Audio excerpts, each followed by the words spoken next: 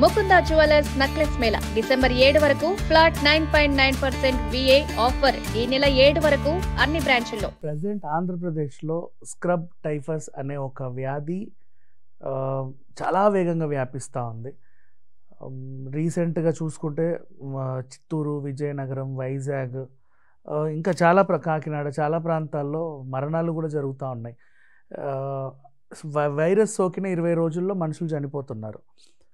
అరే ఏమైంది అంటే ఫస్ట్ తీవ్రంగా జ్వరం రావడం, తర్వాత ఒళ్ళు నొప్పులు, నెక్స్ట్ గొంతు పట్టేయడం, కండరాలు పట్టేయడం, ఆ తర్వాత ఏమి తినాలనిపించకపోవడం, ఒళ్ళంతా అలా పలచబడిపోవడం, మల్టీ ఆర్గానిక్ ఫెయిల్యూర్, తర్వాత లంగ్ ఇన్ఫెక్షన్, అట్లా అట్లా అట్లా అట్లా మనిషి ప్రాణాలు పోతున్నాయి.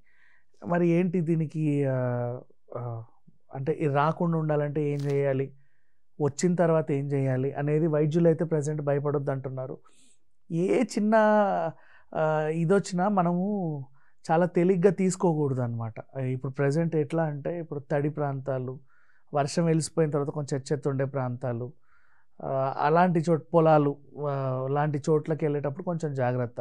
ఏదైనా కుట్టింది అనిపించింది అనుకోండి, మనం ఊరికే ఇట్లా అనేస్తాం చాలా సింపుల్గా. అలా కాకుండా ఎప్పుడైనా సరే నీకు ఎక్కడైనా సరే ఏదో కుట్టింది, లేకపోతే ఎక్కడో చిన్నగా నాకేదో అనిపిస్తుంది, ఇక్కడ నొప్పి వస్తుంది, సంథింగ్ తేడాగా ఉంది తలలో అయినా సరే ఇంకెక్కడైనా సరే అనిపించినప్పుడు ఒక్కసారి టెస్టులు చేయించుకోండి. అంటే తెలియకుండా ఇది నాట్ ఓన్లీ ఇప్పుడు ఏపీలో ఉందని అనుకుందాం, అక్కడ నుంచి జనాలు ఇక్కడికి వస్తే ఇక్కడ కూడా ఇది అంటువ్యాధి లాగా కూడా చూడాల్సిన అవసరం లేదు, కానీ వేగంగా అయితే వ్యాపిస్తూ ఉంది. ఒక చిన్న పురుగు, అది దోమకి అటు ఇటు పరిణామంలో ఉంటుంది, ఈగకి అటు ఇటు, అది అలా కుడుతుంది. సింపుల్ చెప్పంటే మంచంలో ఉండే నల్లిలాగా ఉంటుంది, అది కుడుతుంది. దాని తర్వాత అది కుట్టిన ప్రదేశాల్లో ఇది స్లోగా వాపు, ఆ తర్వాత దురద లక్షణాలు, దాంతోపాటే జ్వరం, గొంతు పొడిబారిపోవడం, ఒళ్ళంతా లైక్ ఇప్పుడు ఒళ్ళు పొడిబారిపోతుంటే వీళ్ళు ఏమనుకుంటారు చలికాలమే కదా ఆ మాత్రం ఉంటుంది, ఒక మాయిశ్చరైజర్ రాసుకుంటే సరిపోతుంది అనుకుంటున్నారు. బట్ నాట్ అలా కాదు.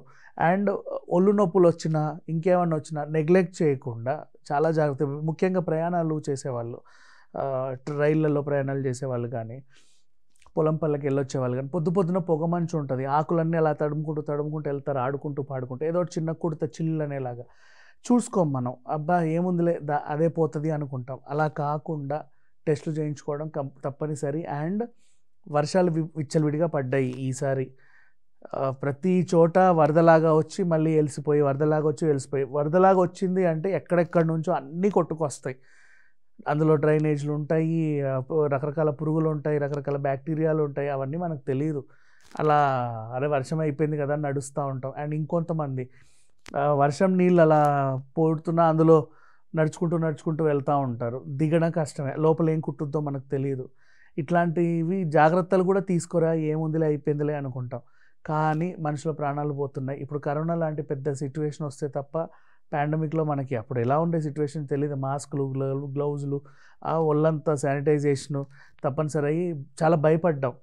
ఇప్పుడు మళ్ళీ ఇది అంత తీవ్ర రూపం దాల్చక ముందే మనం రియలైజ్ అయితే బెటర్. ఎవరైనా వ్యాధి సోకినట్టు అనిపిస్తే వెంటనే ఇన్ఫామ్ చేయండి, ఎందుకంటే వాళ్ళ నుంచి మీకు కూడా వస్తుంది. ఇంకేమన్నా మీ చుట్టుపక్కల వాళ్ళైనా సరే ఏదో కుట్టినట్టుగా ఉంది, ఎక్కడో ఏదో కొంచెం దురదగా ఉంది, ఇలాంటివి ఏమైనా చెప్పినప్పుడు టేక్ ఇట్ సీరియస్ అంతే. వాళ్ళకి అనిపించకపోయినా ఒక సలహా ఇవ్వండి. అండ్ మీకు తెలుసా ఈరోజు రేపట్లో 200-300 ఇచ్చినా సరే ఇంటికి వచ్చి మరీ బ్లడ్ టెస్టులు చేసిపోయే వాళ్ళు ఉన్నారు. వాళ్ళని పిలిపించుకోండి, యూటిలైజ్ చేసుకోండి, తప్పే ఉంది. అంటే ఏదో వచ్చి మన మంచాన పడి నీరసం అయ్యి తప్పితే హాస్పిటల్కి వెళ్ళలేము అని అనుకోకూడదు. ఎవరికి ఎప్పుడు ఏ ప్రమాదం ఎలా వస్తుందో తెలియదు. మనం అందరం బయట తిరిగే వాళ్ళమే.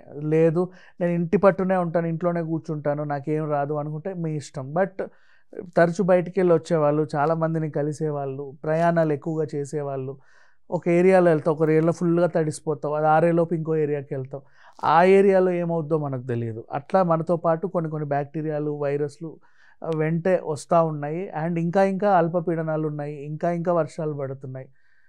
ఇప్పుడు దిత్వా తుఫాను నిన్న నెల్లూరు అంతా మునిగిపోయింది.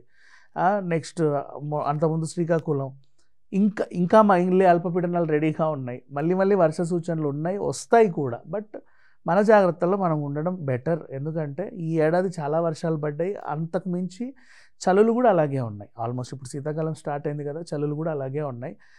ఎక్కడైనా సరే వరద వచ్చి పోతే మీకు ఊర్లో వాళ్ళకంటే తెలుసబ్బా, రెగ్యులర్గా వరదల్ని ఫేస్ చేసేవాళ్ళు ఒకసారి వరద వచ్చింది మళ్ళీ తగ్గింది అంటే ఆ భూమి పూర్తిగా ఎండితే తప్ప అక్కడికి వెళ్ళరు. ఎందుకంటే ఏమవుతుందో అని వాళ్ళకి, అంటే చదువుకోకపోయినా కూడా కొంతమంది రైతులకి ఆ మాత్రం నాలెడ్జ్ ఉంటుంది, కౌలు రైతులకైనా సరే.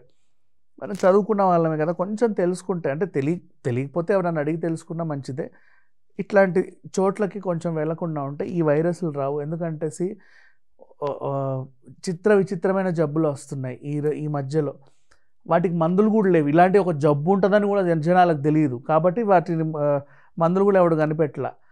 సో ఆ మందు కనుక్కునే లోపు ఇక్కడ ప్రాణాలు పోతున్నాయి. అంతవరకు తెచ్చుకోవడం ఎందుకు అవసరమా? Thank you so much.